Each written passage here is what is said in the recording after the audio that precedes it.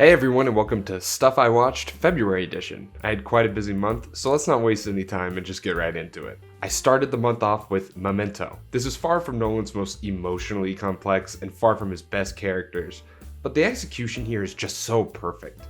Each detail and scene just sort of perfectly builds off each other, and he executes this concept way better than anyone who's attempted it since. And I'd say even better here than he does later in his career. Guy Pearce is really good, and the movie is shot in such an interesting, unique way that really adds to what it's trying to do.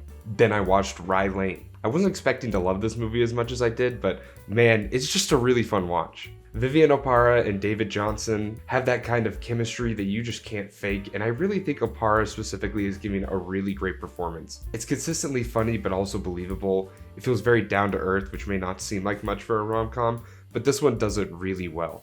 What surprised me most was just how well shot this is. The way Dom and Yas are framed a lot of the time had me pretty blown away. I don't really hear anybody talking about this movie, and it's on Hulu, so you should check it out. After that, I watched Dunkirk. Watching this the day after Memento was an interesting experience considering how different of Nolan films these are. While Memento abandons almost all emotional depth to execute an extraordinary concept, Dunkirk is basic in concept but one of Nolan's most emotionally deep and rich movies. Not too many war films choose to highlight the character over the spectacle, and I think Dunkirk really benefits from that. It's very clear that this falls closer to the Oppenheimer stage of Nolan's career than the Memento stage. Then I watched Inception. It was a Christopher Nolan month for me, and as ashamed as I am to admit this was my first time seeing Inception. I was aware coming into this how technically good it was, and it definitely lives up to the hype there. The time dilation, time changing, and dream sequences are all really well done as expected, and I really like how this is Nolan's own little Ocean's 11 for a good chunk of it. But what really stuck out to me was how good the story of Cobb was. His story of seclusion is one of the more resonant emotional beats Nolan has hit for me, and Leo's performance is definitely a big part of that. After that, I watched Seven, also another shameful first watch for me, but this month was full of those. I'll probably sound like a broken record, but everything you've heard about this movie is true. It really doesn't get rolling until that third act, when He Who Shall Not Be Named shows up. The movie really gets going, and that third act is perfect. Personally though, I didn't really mind the first two acts, and I was really invested by the time the second act started. Maybe I'm just a sucker for Brad Pitt, maybe I'm just a sucker for Fincher, but this worked for me. Then I watched Past Lives, and holy hell, this one tore me apart. It's hard to put into words what makes a movie like this so good without getting deeply personal. If Rye Lane does a great job of portraying an authentic relationship, then this has to be a real relationship. I read a review that said every character has pure and true intentions throughout, and it really feels like that throughout the whole movie. All the characters are motivated by deep care for one another in a way that only some of the best movies can portray. Don't watch this if you don't want to cry. After that, I watched Zodiac, and wowzers! I guess if you've seen this before, then I would understand why you have problems with Seven, because this is just so masterfully done. It's airtight and purposeful for the entire runtime. It feels so much more personal than Seven, or most crime thrillers that I've seen for that matter. I'm slowly becoming a huge Gyllenhaal fan, and his character and the story around him is just so good. I don't think there's anything I can say about this movie that hasn't been said a million times, but please go watch it. Then I watched The Whale, and yeah, I'm pretty mixed on this one. On one hand, this is a great Brendan Fraser performance. He certainly deserved a nomination at the minimum, and I'm glad he got the win. So this is what the multiverse looks like. Half the time, I actually think the movie does a really good job of showing us the pain behind him and making us sympathize for Brendan Fraser. But then half the time, it's so exaggerated and wearing everything so blatantly on its sleeve that I just can't take it serious. Hong Chow does not get enough praise for this movie and how good she is. No offense to Sadie Sink, but if anyone should have been the second marketing face for it, it should have been Hong Chow. After that, I rewatched Nope, and I mean, come on, man.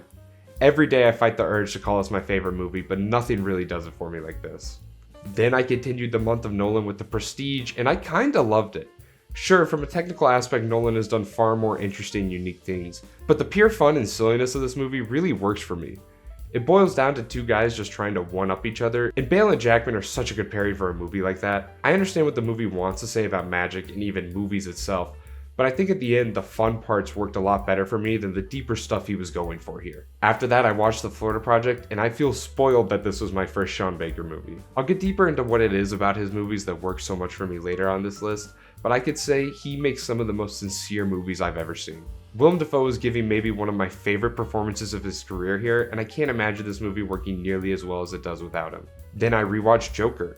I only caught the last 2 acts of it, but I'm still not the world's biggest fan of this. However, it's hard to ignore how good of a performance Phoenix is giving here, and it really carries a kinda lackluster script. After that, I saw Priscilla, and I'm a big fan. I was also a big fan of the Elvis movie starring Austin Butler, but I think this one works a bit more for me.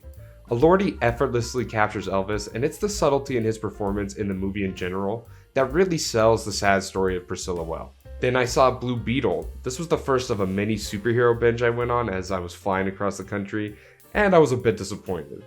I didn't expect this movie to be anything special, but I do genuinely like Zolo Mariduena and was holding out hope for him. The problem is that this movie just plays everything so safe. It's like the most fine movie for the first 2 acts, then really nosedives in the 3rd act, and it lost me there. I don't like saying this because what Marvel's been doing in recent years, but this probably would have worked better as a short series. After that, I watched The Marvels, and I don't have much or want to say much, but it is crazy how lifeless and weightless recent Marvel projects have been. Then I saw Madam Web, and man, this was awful. Rough string of movies here, but I had a great time watching this if I'm being honest. One of those painfully funny movies that is just mind-blowing from how poorly written it is. After that, I watched Heat, and yeah, Michael Mann has the sauce. I think I prefer Collateral a bit more, but that is not at all a slight to Heat. Pacino and De Niro feels like a very perfect casting to tell the story of 2 men from opposite worlds living such similar lives, especially for a mob boss and a cop, and that ending will stick with me.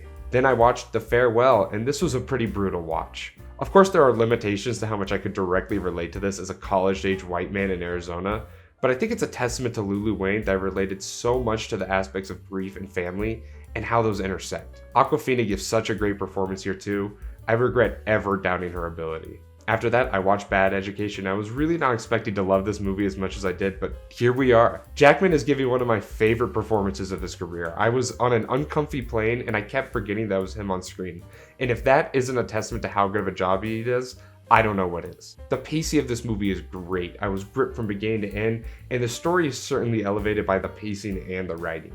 Then I watched Insomnia, the last Nolan of the month, and one of my lesser favorites of his.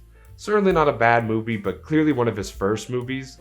Pacino and Robin Williams really keep this afloat for a good chunk of it, and I'm not complaining about it. After that, I watched Black Panther: Wakanda Forever, and it reminded me that occasionally Marvel lets a director do their thing. I'm far from the biggest fan of the first Black Panther, so I was expecting to feel basically the same about this one, but I really liked it.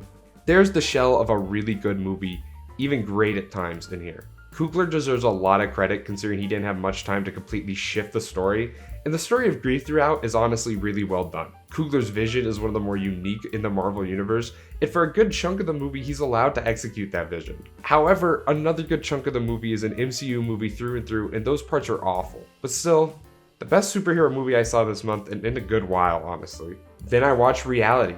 Came into this one not expecting much, but I kinda liked it a lot.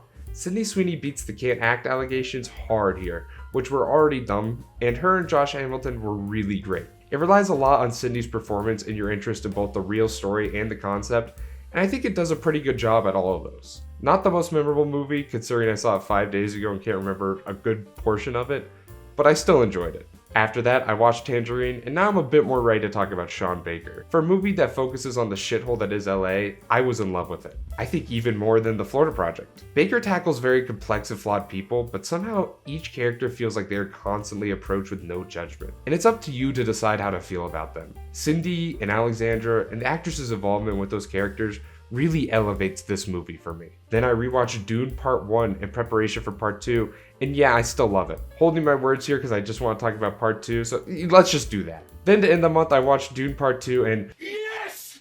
Hell yeah! Hey, come on, baby! Come on! Yes! Come on! Ah! I've been waiting for this shit and it's so good. If you spent any time around me for the past year or so, you would know this was easily my most anticipated movie, and I am so glad it lived up to the hype. Villeneuve clearly has the sauce, and I'm glad he's heading the new sci-fi franchise. This is genuinely our generation's Star Wars or Lord of the Rings. This is our epic, and Villeneuve captures that epic scale so perfectly. Anyone who doubted him, or Timothée Chalamet for that matter, are truly eating their words now, because what more do either of them have to prove? The score here is used more sparingly, but stands out so much more for it. Each time that theme hits, I had this feeling in my stomach that no epic in years had made me feel. This must be seen in a theater. This movie is truly a masterpiece, and it's going to be hard to top this as my personal favorite of 2024. I should also do a quick lightning round. I started Snowfall and I'm only 3 episodes in, but quite good. And I'm halfway through Demon Slayer Season 2, and yikes, it's boring, but we'll see where it goes. And that was my February. Quite a packed month, but honestly a great one considering how many good movies I saw. If you want to hear any more of my thoughts on these movies or see if they change, you should follow me on Letterboxd. And that's all for now, so as always, thank you for watching. Please like and subscribe, and go watch some movies.